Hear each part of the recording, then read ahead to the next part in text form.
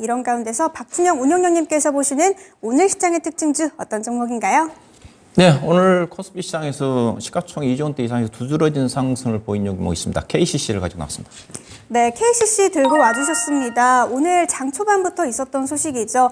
미국의 자회사를 상장한다는 소식에 오늘 10% 넘는 강한 상승 흐름을 보였는데요. 3월부터는 생각보다 이게 지지부진한 주가 흐름 보였던 종목이거든요. 들고 와주신 이유 한번 들어볼까요? 예, 오늘 주가가 올라간 내용은 앞서 언급해드렸던 대로 자회사 모멘티브 회사가 있습니다. 모멘티브 회사가 2019년도에 KCC와 그다음에 온유KNC가 공동으로 당시에 거의 한 우리나라 돈으로 4조 원 정도 해당되는 금액을 들여서 인수를 했습니다. 우리나라가 해외에서 인수한 M&A 역사상 가장 규모가 큰 게 80억 달러에 해당되는 삼성전자의 하만, 그다음에 두산그룹의 두산 바켓이 가장 큰 M&A에 참여한 내용인데, 세 번째로 KCC가 돈을 투자해서 인수한 회사라고 좀 보시면 될 것 같은데요. 이 모멘티브라는 회사가 어떤 회사냐?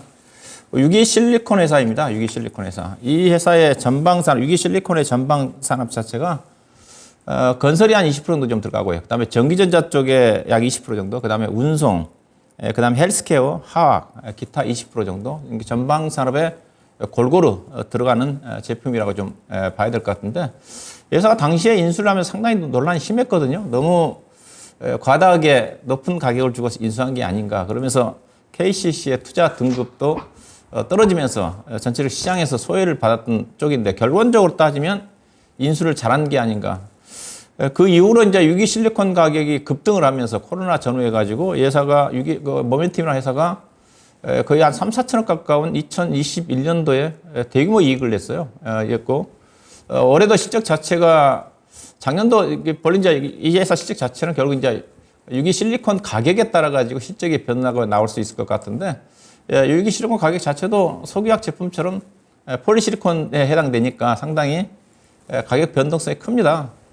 한때는 거의 8천만 원 정도까지 갔던 게 현재 지금 한 3천만 원 정도까지 좀 떨어졌으니까. 근데 최근 들어서 약간 좀 반등을 하고 있는 것을 알고 있어요. 그러다 보니까 회사 측에서 KCC 쪽에서 미국 시장에 상장을 추진하려고 한 게 아닌가.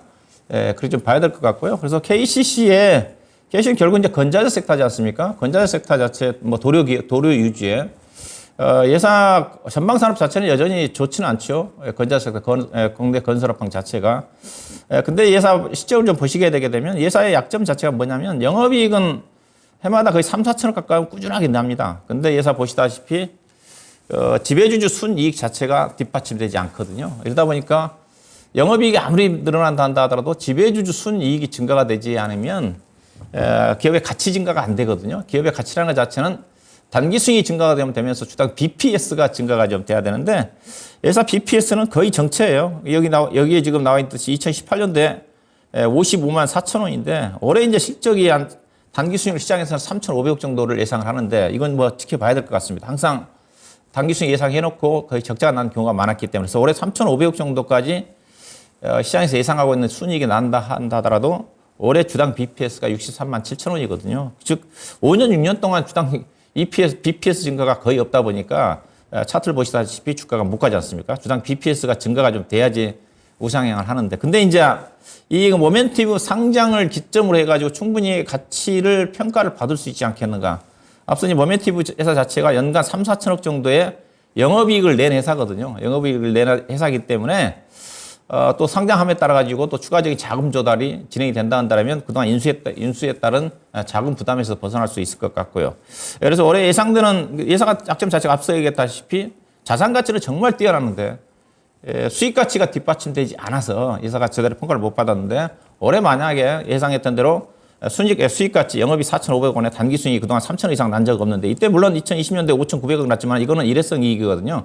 영업이익이 1,300억인데 5,900억 났기 때문에 올해 만약 이대로 난다 한다면 예산은 본격적으로 수익 가치 플러스 자산 가치가 워낙 뛰어난 회사니까. 왜냐면 올해 3,500억 나면 주당 EPS가 4,000원이거든요. 4만 원이거든요. PER 따지면 5배밖에 안 되는 거지 않습니까? 주당 BPS도 63만 원짜리 주식이기 때문에 그래서 올해 모멘텀 상장과 함께 업황 자체는 안 좋지만은 평가를 받을 수 있는 계기는 마련된 게 아닌가 봐야 될 것 같고요. 이 종목 특징 자체는 대표적인 가치주니까 가치주 종목은 주가가 빠질 때 사서 좀 더 길게 중장기적으로 투자를 해야 되겠죠. 그래서 일단은 혹시 보유하고 계신 분들은 충분히 저점을 좀 확인한 상태에서 중장기적으로 우상향한 흐름으로 전개가 좀 되지 않겠는가 덧붙여 말씀 좀 드리도록 하겠습니다.